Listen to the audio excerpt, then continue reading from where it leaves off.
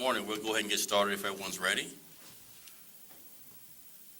Andre Gonzalez, a convicted felon who used a machete to rob people across the northwest side, has been taken off the streets, hopefully for a long time. He has been charged with 4 counts of armed robbery and is scheduled to be in bond court later today. I want to thank the Cook County State's Attorney's Office for working with our detectives and bringing these charges forward.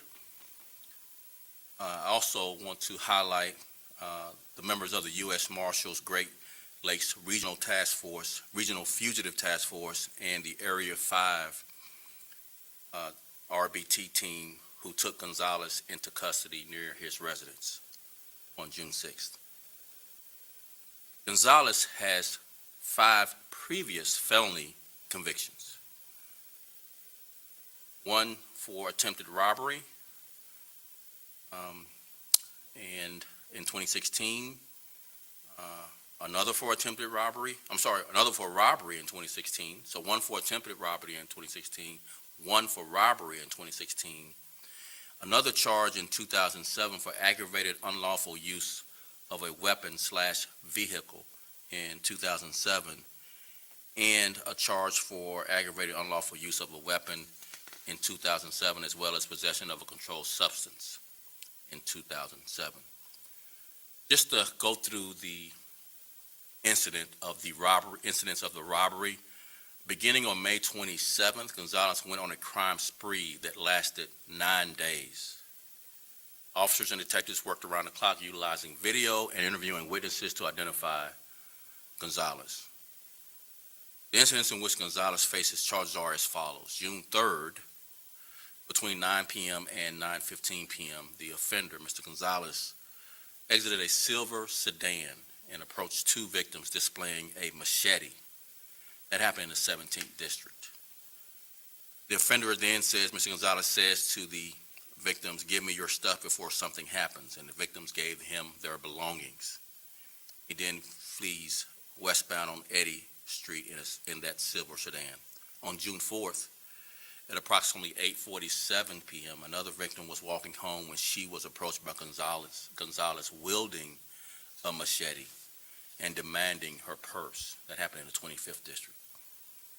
On June 5th, at approximately 9 p.m., another victim was walking on the sidewalk when Gonzalez approached from behind and announced a robbery.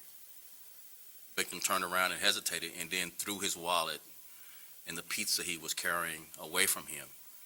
Gonzalez swung the machete at that victim, and the victim fell backward onto the sidewalk, and then Gonzalez fled the scene. But we are working this investigation, even though he's being charged with the incidents I just recounted, to look at possible other related robberies that he may have been involved in. So our work is not done. Gonzalez has several very distinctive tattoos, including one bearing his name on the side of his face. As mentioned earlier, Gonzalez was apprehended driving past his residence in the 10,000 block of South Avenue C. Officers who arrested him conducted a traffic stop, identified Gonzalez, who was driving, and arrested him without incident around 6:30 p.m. Gonzalez had been using his girlfriend's vehicle to commit the machete robberies. That vehicle is in custody and being processed for evidence, but the machete was not recovered at this point. Gonzalez was interviewed. The facts of the case were presented to the State's Attorney's Office and approved for the counts of armed robbery with a dangerous weapon. Before I take questions, I'm going to have Chief Dinahan come up and give you an update from the overnight shootings that resulted in multiple victims, and then I'll come back for questions on this or that incident. Thanks.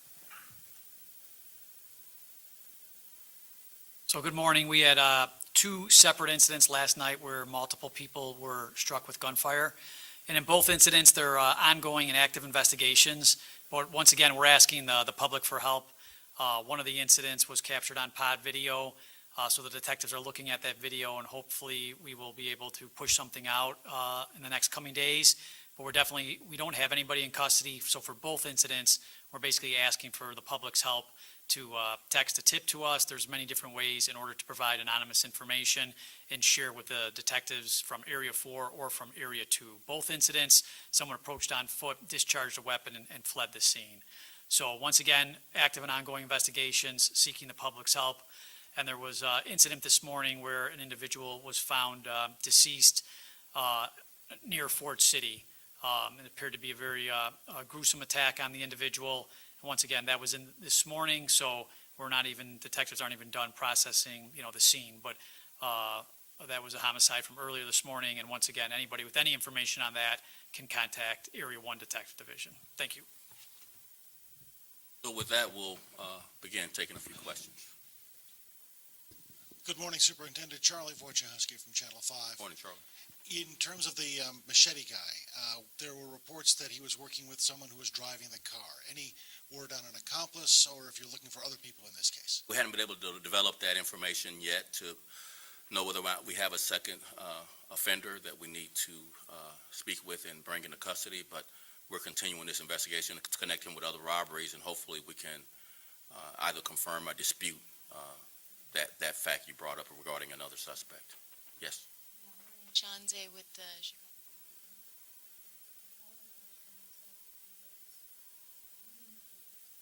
Did you guys, is there any indication that the Not at this point, but we're continuing the investigation. If we're able to develop some evidence to support or corroborate that, we will, of course, bring her in. But at this point, we don't have any evidence to that fact. and she knew that he was using her car, obviously, did she was using it for all of these? I mean, he was using it for all of these. We don't have that confirmed at this point. I get your suspicion that how could she not know, but we just don't have the evidence to support that at this point.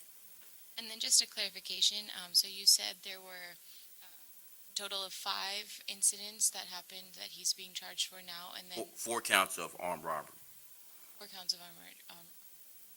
There were 5 in the past, 5 previous convictions? No, of course, you remember one of the incidents had 2 people there.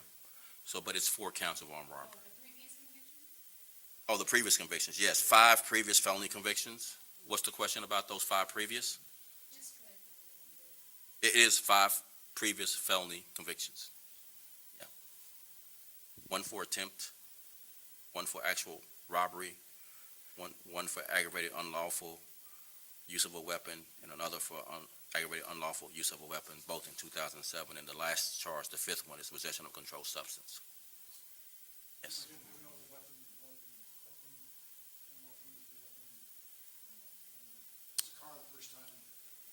It doesn't recount in 2007 what the second aggravated unlawful use of a weapon is. The first was a vehicle. The second one doesn't indicate in his criminal history. Yes. Sabrina from Channel 2. So you said the crime spree started on May 27th, but how many incidents is he being charged for in total? 4 counts. 4 separate incidents, Yep. regardless of it being 2 Yes. people in one? Right. Okay. And then secondly, separate. On Sunday, there was a man that lit an explosive on a CTA train.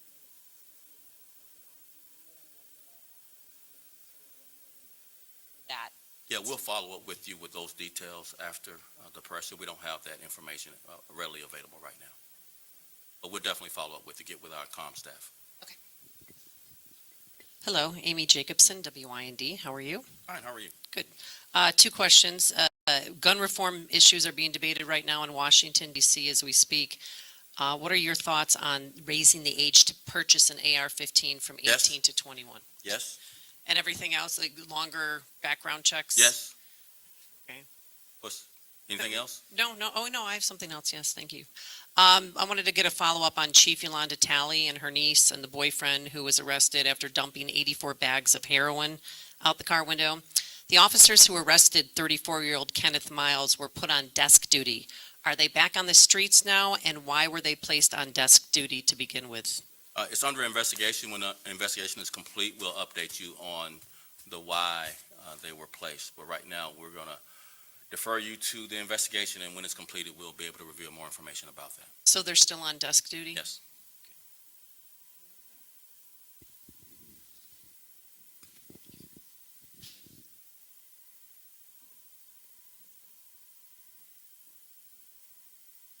Good morning. Karen Jordan, ABC 7. How are Morning. you?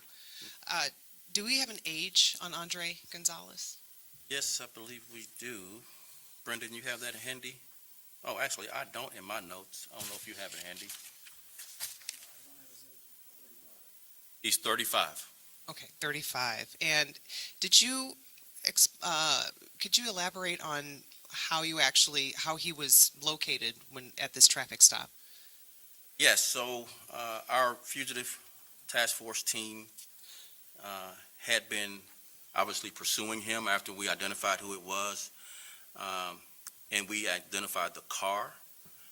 And so we obviously saw a lot of video where he frequented. The license plate reader technology helps us kind of know the frequency of where people drive that's wanted for crimes. So he was stopped on a traffic stop around his residence. So Which is we where? were obviously surveilling his residence to see if he would frequent coming back home after we had the warrant for his arrest, pending the charges.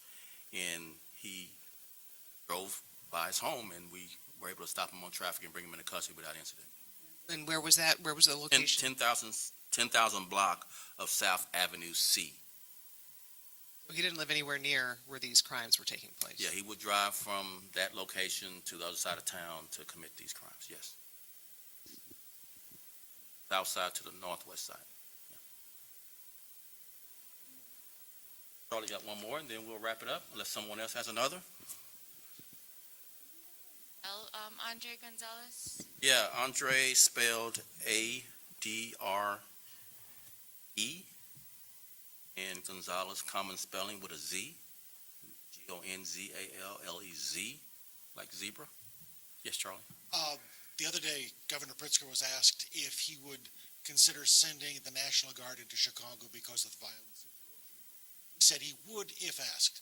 The question is, what do you think of that? And is the situation anywhere near the level where the National Guard would help you and your officers? So as we, myself and the mayor repeatedly tried to explain, I know it's a hard explanation, but the National Guard has limited policing powers. They actually cannot enforce local laws, state laws. They are obviously a supplement to the military branch, so they are under military use of force policies. They're not under any of our consent decree policies that we created regarding search, seizure, stops, or anything. So a very limited use of National Guard. And I'll just say, word to the wise of those trying to fit National Guard into a policing role. They're not under a policing model to be able to enforce state law or municipal law. They, for example, couldn't stop and arrest people for, say, drug, gun, all the things that we are focused on protecting the people of Chicago. National Guard is just not suited to do. We need them for crowd control, obviously for protecting facilities, protecting obviously groups of people in a large protest environment. They're really good at traffic control, blocking streets, like we use them in the summer of 2020 to kind of, block off the downtown from people who would come and loot, et cetera, et cetera. So it's just a careful utilization of the National Guard, given their military supplemental role that they play. It's not a very useful, and I know it's a good headline for others to say, but they can't enforce the laws that we need enforced in this city to protect the people of Chicago. They're not a public safety arm per se. They're a military arm in our supplement to the military. Say during a big summer event. Yeah, we haven't had those circumstances. Of course, most of our summer events, we just had Sueños Fest, we just had Coldplay. We'll have the Pride Parade coming up. That'll be thousands, tens of thousands, but they're peaceful crowd, a little unruly at the end of the night, but fairly peaceful. Then we have obviously the violence on Father's Day. We do have Blues Fest coming up. There's certain festivals, concerts. National Guard is not suited to play a role to get traffic in and out at a concert. So it's just, I understand the back and forth in the political environment, but, you know, being more practical with utilization of National Guard, I think is most appropriate now. Same thing, we had Lala last year. Lala went off without a hitch. We expect the same type of crowd Lollapalooza has had for several years. It's really young people enjoying the concert. National Guard's not suited for what is basic traffic and crowd control of young people coming in to enjoy a concert. Any other questions?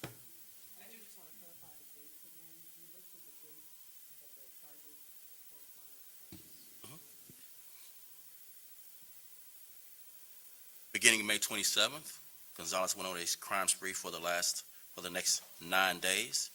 The first, June 3rd. The next, June 4th. And then another, June 5th. One more question. As you know, and we've been talking about, and you know, on a network level, 2 people have been talking about it. In the last 7 days, 3 officers shot. Why is there such a disrespect for police officers? Why do you think that is? There's been several answers experts have given. I have my personal opinions.